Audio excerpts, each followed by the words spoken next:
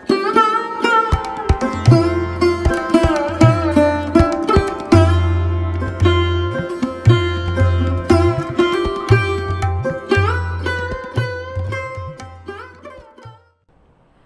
সকল দর্শক বন্ধুকে সুমনার ব্লগে অনেক অনেক স্বাগত জানিয়ে আজকের ভিডিওটি শুরু করছি। আষাঢ় মাসের রথযাত্রা থেকে উল্টো রথের মধ্যে যে শনিবার ও মঙ্গলবার পরে সেই দিনগুলিতেই বিপত্তারিণী ব্রত পালন করা হয়ে থাকে। দেবী দুর্গার 108টি অবতারের অন্যতম রূপ হলেন দেবী সংকটনাশিনী বিপত্তারিণী। বিশ্বাস করা হয় এই ব্রত করলে যে কোনো রোগ, শোক, যন্ত্রণার হাত থেকে মুক্তি পাওয়া যায়। এই পুজো ছেলে ও মেয়ে উভয়েই করতে পারে। আর এবছর বাংলার 13ই আষাঢ় 1432, ইংরাজির 28শে জুন 2025 শনিবার ও বাংলার 16ই আষাঢ় 1432, ইংরাজির 1 জুলাই 2025 মঙ্গলবার পড়েছে শ্রী শ্রী বিপত্তারিণী ব্রত ও পূজা। সংসারের মঙ্গল কামনায় বা বিশেষ মনস্কামনা নিয়ে বিপত্তারিণী পুজো করলে কোন খাবারগুলি ভুলেও খাওয়া যায় না, মা বিপত্তারিণী ব্রত রাখলে কি কি খাওয়া যেতে পারে, যে কোনো বিপদ থেকে রক্ষা পেতে বিপত্তারিণী পুজোয় কি কি করণীয়, এই বিষয়গুলি নিয়ে আমি আজকের ভিডিওতে আলোচনা করব। তাই ভিডিওটি খুবই ভালো করে দেখে নাও বন্ধুরা, আশা করছি উপকার পাবে। আষাঢ় মাসের শুক্লপক্ষের তৃতীয়া থেকে নবমী তিথির মধ্যে যে শনি ও মঙ্গলবার পড়ে থাকে সেই দিনগুলিতেই মা বিপত্তারিণী পুজো হয়ে থাকে।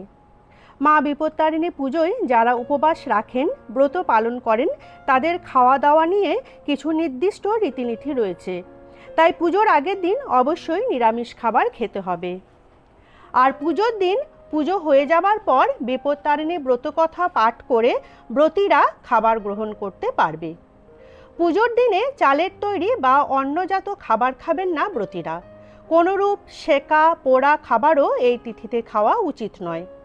তবে শুধুমাত্র বতীদের ক্ষেত্রেই এই নিয়ম প্রযোজ্য তা নয়, বাড়ির বাকি সদস্যদেরও এই দিন নিরামিষ খাবার খেতে হবে।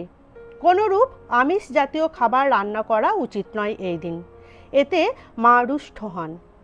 এছাড়াও এদিন যদি কোনো পরিচিত যে কেউ কোনো রান্না করা খাবার বাড়িতে দিয়ে যান, তবে যিনি ব্রতী তিনি যেন সেই খাবার খাবেন না, এতে ব্রতের ফল নষ্ট হতে পারে।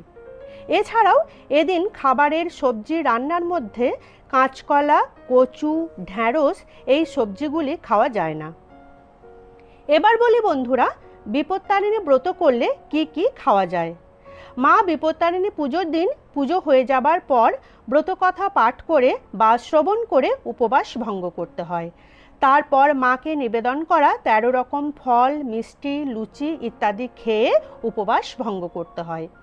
তবে এদিনে খাবারে আমাদের নিত্যদিনের রান্নায় ব্যবহৃত লবণ দিয়ে তৈরি খাবার খাওয়া যাবে না, তার পরিবর্তে সন্ধক লবণ ব্যবহার করা যেতে পারে। এছাড়া এদিন সাবু, দুধ, কলা, মিছরি মেখেও খাওয়া যেতে পারে। এদিন ডালিয়া, মুগ ডাল ও বিভিন্ন সবজি দিয়ে খিচুড়ি বানিয়েও খাওয়া যেতে পারে। এছাড়াও পনিরের তৈরি বিভিন্ন খাবার বানিয়েও খাওয়া যেতে পারে।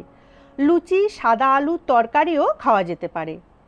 এছাড়াও বিভিন্ন ফল মূলও খাওয়া যেতে পারে, তবে টক জাতীয় ফলগুলি এড়িয়ে যাওয়াই ভালো। বিশেষ করে বয়স্ক মহিলাদের কখনোই টক ফল প্রসাদ হিসাবেও খেতে দেবেন না, এতে ওনাদের শরীর খারাপ হতে পারে, অ্যাসিডিটির সমস্যা দেখা দিতে পারে। যেমন লেবু, নাশপাতি, আঙুর, আপেল এগুলি না খাওয়াই ভালো। এর বদলে শসা, তরমুজ, খেজুর, সবেদা, শাঁকালু এই সমস্ত ফলগুলি খাওয়া যায়। বিপত্তারিণী অর্থাৎ যিনি বিপদ তারণ করেন বা রক্ষা করেন। বিপত্তারিণী আসলে আদ্যাশক্তি মহামায়া অর্থাৎ দেবী দুর্গা বা কালীরই এক রূপ। মা দুর্গার মতোই তিনি সিংহবাহিনী, তবে কোথাও তিনি রক্তবর্ণা, কোথাও আবার মা কালীর মতোই কৃষ্ণবর্ণা। মায়ের 4টি হাতে রয়েছে খড়গ, ত্রিশূল ও বরাভয় মুদ্রা। তাই সমস্ত মানুষ অসীম বিশ্বাস ও ভক্তি ভরে মায়ের পুজো করে। তাই মায়ের পুজোয় কিছু বিশেষ নিয়ম রয়েছে যেগুলি অতি অবশ্যই মানা উচিত। যেমন মায়ের যেই স্থানে পুজো করা হবে সেই স্থানটি পরিষ্কার পরিচ্ছন্ন রাখতে হবে। তাই আগের থেকে ধুয়ে মুছে আলপনা দিয়ে গঙ্গা জল ছিটিয়ে রাখতে হবে। আর সুন্দর আলো উজ্জ্বল স্থানে মাকে বসাতে হবে। অপরিষ্কারাচ্ছন্ন অন্ধকার জায়গা মা একেবারেই পছন্দ করেন না। এছাড়া পুজো করার সময় পূজার উপকরণ সামগ্রী 13টা করে অর্পণ করা উচিত। না পারলে 13 টাকা দিয়ে যে কোনো একটি ফল বাজার থেকে কিনে এনেও মাকে দিতে হয়। বিপত্তারিণী পুজোয় লাল সুতোর ধাগা বাঁধার নিয়ম রয়েছে।